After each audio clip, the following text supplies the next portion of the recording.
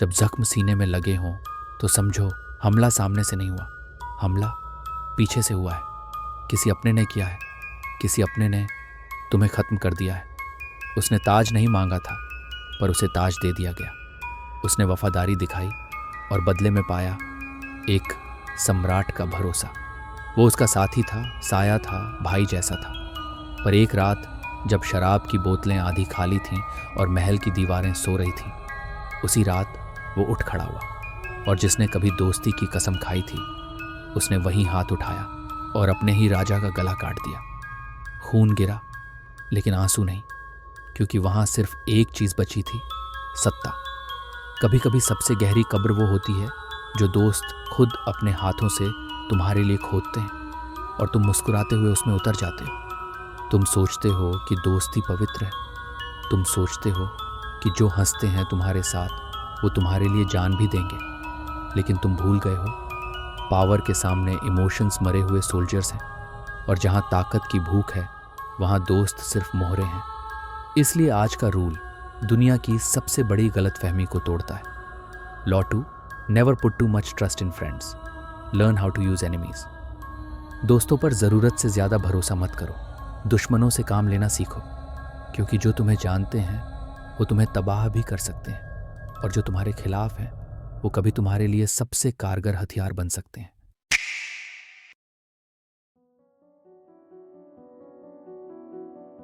बिज़ेंटीन empire 857 ईस्वी साम्राज्य थामने वाले हाथों में आजकल कंपन थी। बिज़ांटियम की गद्दी पर बैठा था माइकल थ्री, एक ऐसा सम्राट जो अभी ठीक से जवान भी नहीं हुआ था, पर जिसकी पेशानी पर पहले से ही सत्ता की जिम्मेदारियों का बोझ और खून के छींटे थे। वो महल जहां बचपन में उसने दौड़ लगाई थी अब उसके लिए एक सुनहरा पिंजरा बन चुका था। माइकल का जीवन असल में अकेलापन था, एक ऐसा राजा जिसके चारों ओर लोग थे लेकिन भरोसा करने लायक कोई भी नहीं था। उसके अपनों ने उसकी मां को सत्ता से गिरा दिया था। उसके चाचा ने राजपाट पर कब्जा करने की कोशिश की थी। उसे सबने इस्तेमाल किया और अब वो बस एक चीज चाहता था, एक सच्चा इंसान, एक वफादार साथी। तभी उसकी नजर पड़ी एक सवार पर जिसकी आंखें किसी सेनापति से ज्यादा तेज थीं और जिसकी मुस्कान भीतर एक भूखे भेड़िए की तरह कांप रही थी। नाम था बेसिल मैसेडोनियन। वो न तो रॉयल था न ही किसी शाही खानदान से आया था। वो तो एक गुलाम का बेटा था जो घोड़ों की देखभाल करता था और राजमहल की दीवारों के नीचे खामोश नजरों से ताज की चमक को देखता था।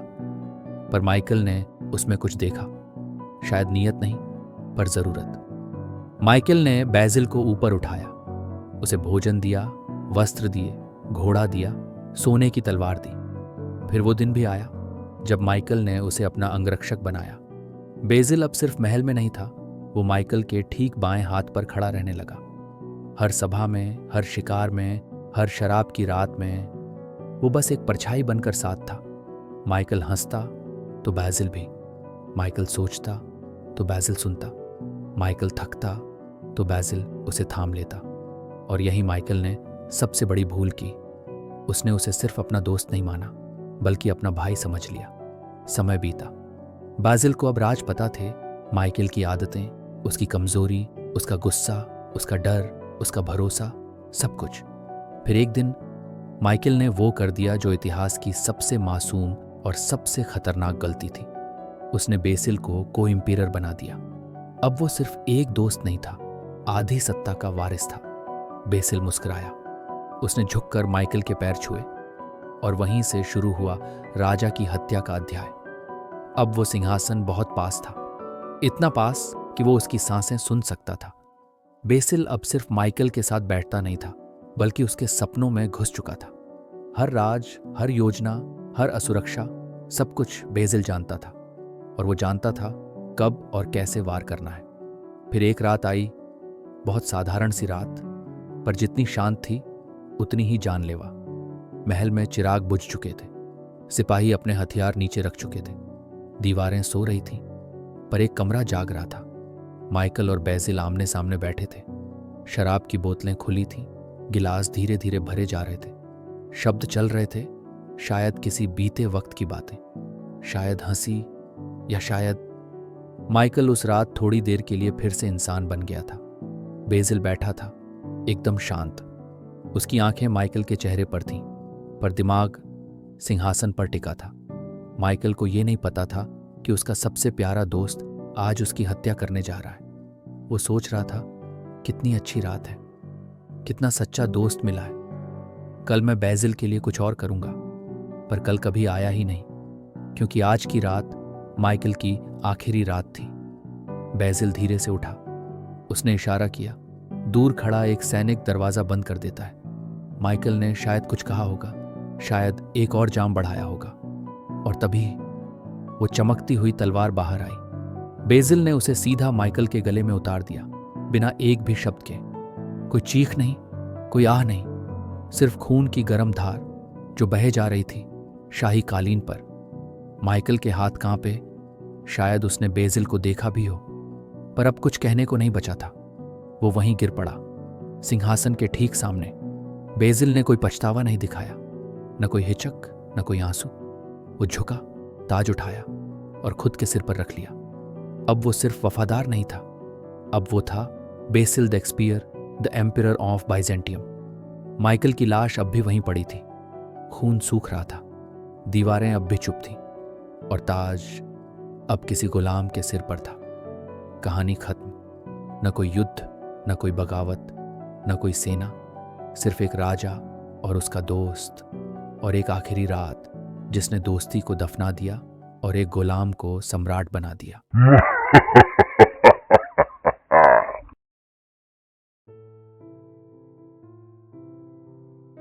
चीन, 3 साम्राज्यों का युग। धरती जल रही थी, तलवारें हवा चीर रही थीं, और इंसानों के सिर राजनीति की सीढ़ियों की तरह इस्तेमाल हो रहे थे।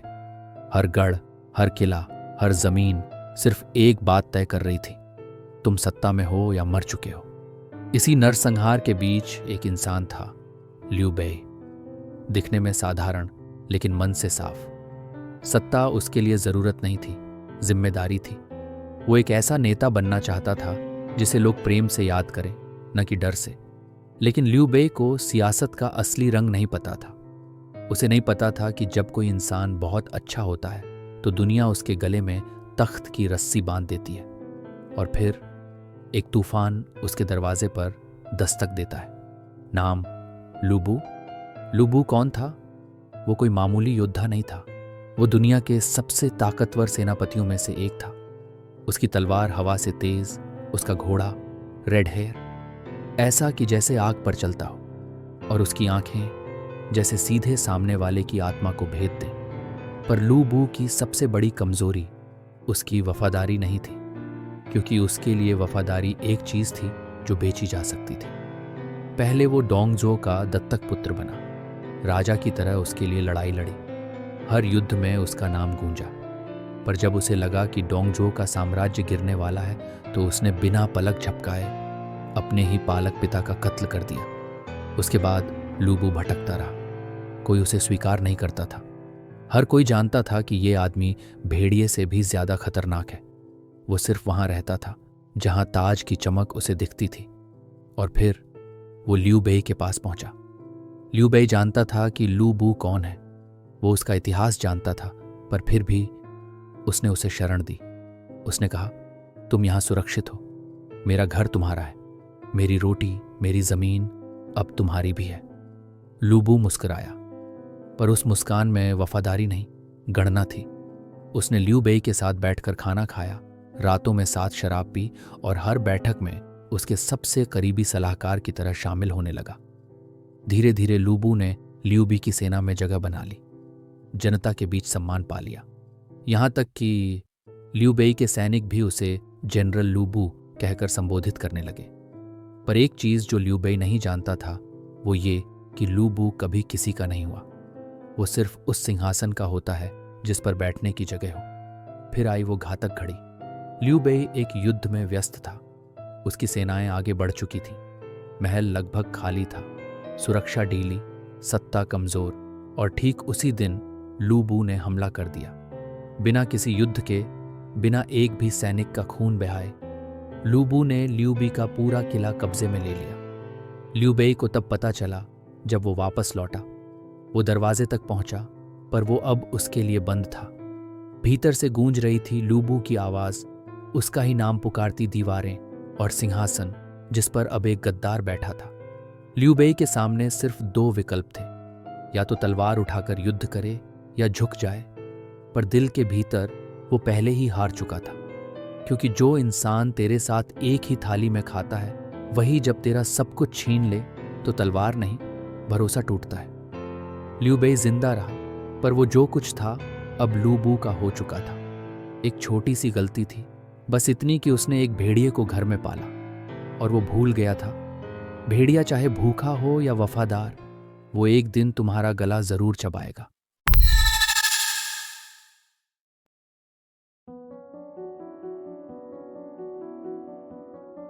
तो इन दोनों कहानियों से हमें क्या समझ में आता है? माइकल तीसरे ने एक दोस्त को आसमान तक पहुंचा दिया, उसे महल में जगह दी, उसे अपना साया बनाया और फिर उसे अपनी सत्ता का आधा हिस्सा सौंप दिया। वो सोचता था अगर मैं इसे सब कुछ दूंगा तो ये मुझे जिंदगी भर वफादार रहेगा। पर माइकल एक बात भूल गया, जो इंसान भूखा है वो रोटी से नहीं तुम्हारी थाली से संतुष्ट होता है। बेजिल ने सब कुछ चुपचाप लिया, सम्मान, शक्ति, भरोसा, और जब माइकल सबसे कम सतर्क था, जब वो सबसे ज्यादा सुरक्षित महसूस कर रहा था, तभी उसने वार किया। ये वही हाथ था जिसे माइकल ने ऊपर उठाया था, जिसे दोस्ती का आशीर्वाद दिया था। अब वही हाथ गर्दन पर खंजर बनकर उतरा। गलती क्या थी? माइकल की सबसे बड़ी गलती थी कि उसने यह मान लिया जो आज तुम्हारे साथ है वो कल भी तुम्हारा रहेगा। लेकिन पावर का रिश्ता लॉयल्टी से नहीं, अपॉर्चुनिटी से बंधा होता है। अब दूसरी तरफ चलते हैं। एक और राजा, एक और भरोसा और एक और गद्दारी। लियू बेई ने भी किसी को घर दिया, रोटी दी, सम्मान दिया और एक भटकते भेड़िए को शरण दी। वो जानता था कि लूबू क्या कर चुका है, कि उसने अपने पहले मालिक को मार दिया था। फिर भी उसने सोचा शायद मेरे साथ ऐसा नहीं करेगा। पर यही सोच हर राजा की बर्बादी की पहली सीढ़ी है। लूबू ने घर में कदम रखा, धीरे धीरे दिल में जगह बनाई, सेना में सम्मान पाया और जैसे ही वक्त मिला उसी किले को हथिया लिया जिसमें उसे जगह मिली थी। उसने लियू बेई को नहीं मारा क्योंकि जरूरत नहीं थी। कभी कभी हारती हुई आंखें मरे हुए शरीर से ज्यादा तड़पती हैं। लियू बेई का भरोसा, उसकी दरिया दिली, उसकी इंसानियत, सब कुछ एक गलती में बदल गया। और वो गलती क्या थी? उसने सोचा कि अगर मैं अच्छा हूं तो सामने वाला भी अच्छा होगा। लेकिन लूबू अच्छा नहीं था, वो सत्ता का शिकारी था। उसे कोई रिश्ता नहीं चाहिए था, बस मौका चाहिए था। तो अब तुम समझो, 2 राजा, 2 दोस्त, 2 मौतें और एक ही वजह। उन्होंने दोस्त समझ लिया उन लोगों को जिन्हें सिर्फ इस्तेमाल करना आता था। पावर की दुनिया में दूसरों को ऊपर उठाना बुरा नहीं है, लेकिन उन्हें इतना ऊपर मत उठाओ कि वो तुम्हारा ताज ही छीन ले। तो अब तुम पूछोगे क्या दोस्ती पर भरोसा नहीं किया जाए? मैं कहूँगा भरोसा करो, लेकिन आंख बंद करके नहीं। कभी कभी दुश्मन की नफरत ज्यादा सच्ची होती है क्योंकि वो कम से कम दिखावा नहीं करता। और दोस्त, अगर उनके अंदर लालच है तो वो तुम्हारी पीठ पर हाथ नहीं रखेंगे, वो उसी पीठ में खंजर घुसा देंगे। यही है लॉ 2 का कड़वा, खौफनाक सच। Never put too much trust in friends, learn how to use enemies. दोस्तों पर जरूरत से ज्यादा भरोसा मत करो, दुश्मनों से काम लेना सीखो।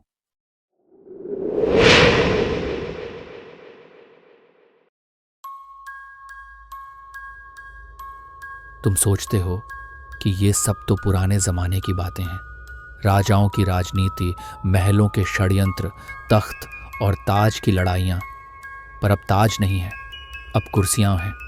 अब तख्त नहीं, अब स्टार्टअप्स हैं, सोशल मीडिया है, ऑफिस की पॉलिटिक्स है। लेकिन इंसान वही है और लालच भी वही। आज भी लोग तुम्हारे साथ चाय पीते हैं, कल तुम्हारी कुर्सी खींचने के लिए तुम्हारे ही बॉस को फुसला देते हैं।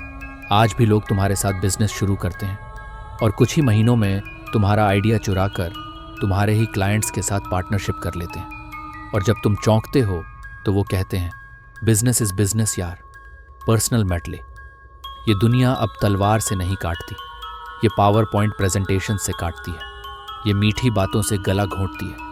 और सबसे ज्यादा खतरनाक हमला आज भी वहीं से आता है, जहां से तुमने कभी उम्मीद भी नहीं की होती, तुम्हारे दोस्तों से। अब सुन, मैं ये नहीं कह रहा कि हर दोस्त गद्दार है, न ही ये कि तुम किसी पर भरोसा ही मत करो। पर अगर तुमने आंख बंद करके किसी को सब कुछ सौंप दिया तो समझ लो तुमने खुद अपनी हार लिख दी। क्योंकि जो इंसान तुम्हें अच्छे से जानता है वो तुम्हारी कमजोरियां भी जानता है। वो जानता है कि तुम्हारा अगला कदम क्या होगा, और वो जानता है कि तुम कब सबसे ज्यादा असुरक्षित महसूस करते हो। और अगर उसका इरादा थोड़ा भी टेढ़ा हुआ तो समझो तुम्हारा अंत पहले से तय है। अब सोचो, कई बार तुम्हारा दुश्मन भी तुम्हें धोखा नहीं देता। क्यों? क्योंकि वो जानता है कि तुम उस पर भरोसा नहीं करते। वो जानता है कि हर इंटरेक्शन में एक दीवार है, एक दूरी है, और इसी दूरी में एक अजीब सी ईमानदारी होती है। दुश्मन अगर साथ आ जाए तो वो प्रूव करना चाहता है कि वो वाकई कुछ कर सकता है। वो अपनी वैल्यू दिखाता है, वो तुम्हें इम्प्रेस करता है, क्योंकि उसके पास खोने को कुछ नहीं होता, सिर्फ जीतने की भूख होती है। इसलिए लॉ 2 सिर्फ एक वार्निंग नहीं है, ये एक रिमाइंडर है। भरोसा करो पर आंखें बंद मत करो। दोस्त बनाओ पर ताज की चाबी मत दो। और अगर दुश्मन को जोड़ो तो उसका इस्तेमाल करना सीखो, ना कि उस पर दिल हार जाओ। इस दुनिया में हर मुस्कुराहट के पीछे इरादा होता है, हर दोस्ती के पीछे आकांक्षा होती है, और हर सत्ता के पीछे कोई ना कोई ताज की भूख लिए बैठा होता है। तो अगली बार जब तुम किसी को अपना सबसे भरोसेमंद इंसान बनाओ तो एक सवाल खुद से ज़रूर पूछना, क्या वो बेसिल है, क्या वो लूबू है, या फिर वाकई कोई ऐसा है जो तुम्हारे साथ तब भी रहेगा जब सब कुछ टूट जाएगा। क्योंकि पावर की दुनिया में कभी कभी सबसे प्यारी दोस्ती सबसे प्यारी मौत बन जाती है। लॉ 2 याद रखना, क्योंकि अगली गलती तुम्हें ताज से नहीं जिंदगी से गिरा सकती है।